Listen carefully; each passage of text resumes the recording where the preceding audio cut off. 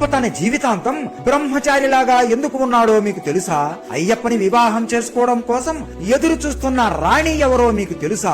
మహిషి అనే రాక్షసి బ్రహ్మకి కఠోరమైన తపస్సు చేసి నా మరణం కేవలం శివుడు మరియు విష్ణువుకి జన్మించిన సంతానం చేతుల్లోనే జరగాలి, అతను ఆ జన్మ బ్రహ్మచారి అయి ఉండాలి, అతనికి కామ కోరికలు కూడా ఉండకూడదు అనే వరం పొందుతుంది. ఆ తరువాత శివుడు మరియు మోహిని శృంగారం చేసుకోవడం వలన అయ్యప్ప స్వామి వారికి జన్మిస్తాడు. అయ్యప్ప పులిపాల కోసం అడవికి వెళతాడు. ఆ అడవిలోనే మహిషి కనబడుతుంది. అలా వారి ఇద్దరి మధ్య ఎన్నో రోజులు కఠోరమైన యుద్ధం జరుగుతుంది. చివరికి అయ్యప్ప మహిషి కొమ్ములను విరిచేసి ఆమె మీద ఆపకుండా నాట్యం చేస్తాడు. అలా తాండవం చేస్తుంటే మహిషి శరీరం అంతా నుజ్జు అయిపోతుంది. అలా మన అయ్యప్ప స్వామి మహిషిని హతమారుస్తాడు. అలా చనిపోయిన మహిషి శరీరం నుండి ఒక దివ్యమైన వెలుగు వస్తుంది. ఆ వెలుగు నుండి ఒక అందమైన కన్య బయటికి వస్తుంది. ఆమె ఎవరో కాదు, ఆమెనే మాలికా పురోత్తమ్మ. ముందు జన్మలో ఆమెకు ఉన్న శాపం వలన ఇలా ఈ జన్మలో మహిషిలాగా జన్మించింది. అయ్యప్ప వలన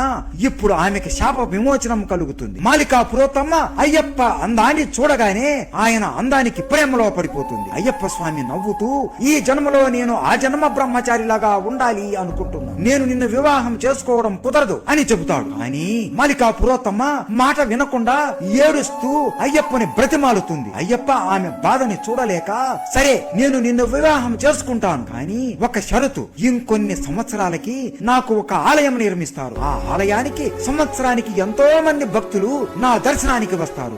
ఎప్పుడైతే ఏ సంవత్సరం అయితే నన్ను దర్శించుకోవడానికి కన్య స్వాములు అయితే రారో ఆ రోజు నిన్ను నేను వివాహం చేసుకుంటాను. మొదటిగా కన్య స్వాములు నిన్ను దర్శించుకొని ఆ తర్వాతనే నన్ను దర్శించుకోవడానికి వస్తారు అని మాట ఇస్తాడు. మాలికా పురోత్తమ్మ నవ్వుతూ సరే స్వామి అని అంటుంది. ఇప్పటికీ కూడా మాలికా పురోత్తమ్మ అయ్యప్పని వివాహం చేసుకోవడానికి ఎదురు చూస్తూ ఉంది. ఇప్పటికీ కూడా అయ్యప్ప మాల వేసిన ప్రతి ఒక్క కన్యస్వామి కొండ ఎక్కి మాలికా పురోత్తమ్మకి కనబడి ఆ తరువాతనే అయ్యప్ప దగ్గరికి వెళతారు. మాలికా పురోత్తమ్మ కన్యస్వాములను చూడగానే బాధతో ఆ సంవత్సరం అంతా ఏడుస్తూ వచ్చే సంవత్సరం కోసం ఎదురు చూస్తూ ఉంటుంది. శబరిమల ఆలయం ఎవరు నిర్మించారో మీకు తెలుసా?